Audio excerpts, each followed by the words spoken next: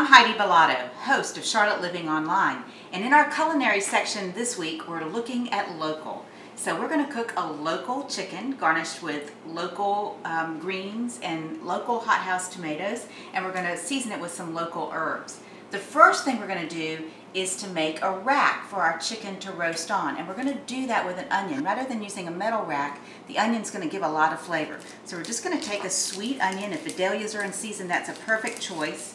And we're just going to slice it down, take off the top of the onion, and then we're going to peel back the peel. That way you won't cry, because the reason you cry is that most of the oil of the onion is in the root end, and if you just don't slice off the root end, there won't be any tears.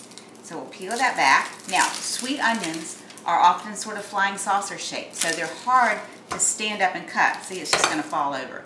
What we are going to do, because you are smarter than the food, is to take a knife and cut a little edge there. Get our peel out of the way. Now we have a flat surface for our onion to stand up on. And we're just going to slice. We're going to cut 4 thick slices out of this onion. I want them about 1/2 inch thick. If you need to use 2 onions, that's fine. Generally, you can get 4 good slices out of 1 onion. There we go. Then we're going to set those aside, and eventually that's going to become the rack on which our onion's going to roast. Let's move this guy out of the way. Now we're going to go to our chicken.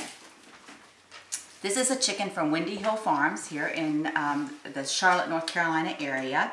Locally raised with no hormones, no antibiotics, no pesticides on the food that they eat. So it's a healthier product that we're eating, and a much, much better flavor than commercially raised chicken. To prep your chicken, you're just going to rinse it off. Comes frozen. Most local meats do come in frozen and cryovac. So you're going to let it defrost in the refrigerator overnight or in the sink in cold water, and then we're going to pat it dry, because what we want is for the chicken to brown, and wet things don't brown, they steam. So we want it to brown. So we're going to pat it dry inside and out, and just take some nice good quality paper towels to do that.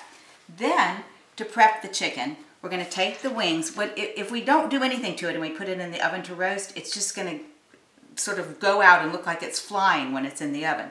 What we're going to do is take the wings and fold them back, just tuck them back, so it looks like our chicken kind of has his arms, or her arms, beneath her head.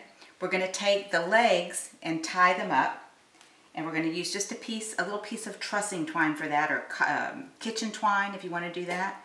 So just take one end of the twine and tie it around one leg, and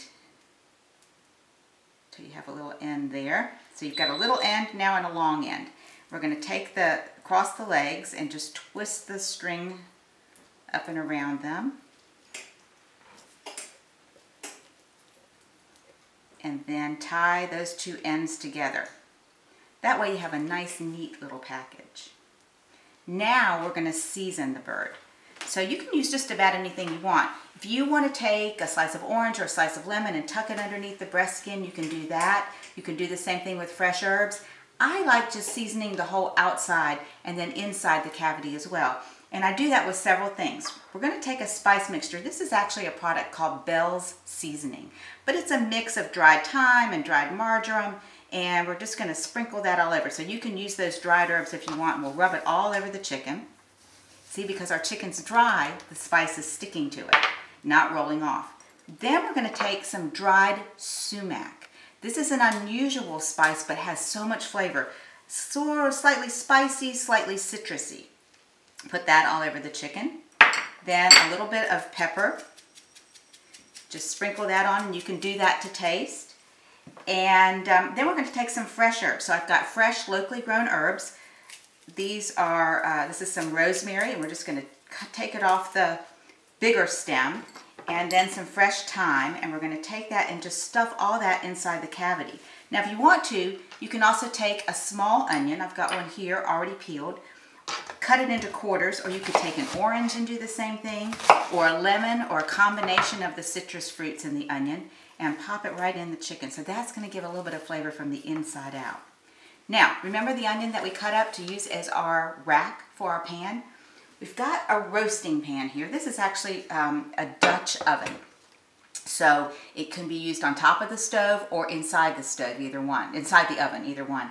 We're going to take our thick slices of onion and put them down in the pan. There we go. Then we're going to take our seasoned chicken right on top of the onions. Just set it right down there. Now we're going to take a little salt. I didn't want to salt it first because this is a coarse grain sea salt. And when you put it on the chicken, it's just going to roll off the sides, but it'll season the whole pot. The reason I like to use coarse grain salt is that it doesn't seep into the meat and pull out moisture. Instead, it just adds a lot of flavor, and I love the way sea salt tastes. That's really it. We're going to drizzle it with a little bit of my favorite olive oil. This is a Spanish Arabiqueña olive oil. Just add a little bit of fat because locally raised birds are not very fatty. So this is a good healthy fat to add, and it'll help with the browning. Now it goes into the oven, a 425 degree oven, just like this, for about 15 minutes. That's going to get the top starting to brown. Then we're going to put a lid on the pan, turn the heat down to 350, and let it roast for about an hour. And that's all you have to do. When it comes out, we're going to pull the chicken out of the oven, test it for doneness. If you're not sure how done, what's done and what's not, if you poke it into the fattiest part of the bird, that's the thigh, just like on all of us, that back side is the fattiest part. Poke it in there. When the juices run out clear, then the chicken's done. Then all you have to do is take your bird, put it on a platter. I've garnished this with some local collard greens and local hothouse tomatoes and those wonderful onions that cooked at the bottom. And it's ready to serve. Great for picnics, for family dinners, for entertaining company. A roast chicken is never the wrong way to go. Hope you enjoy.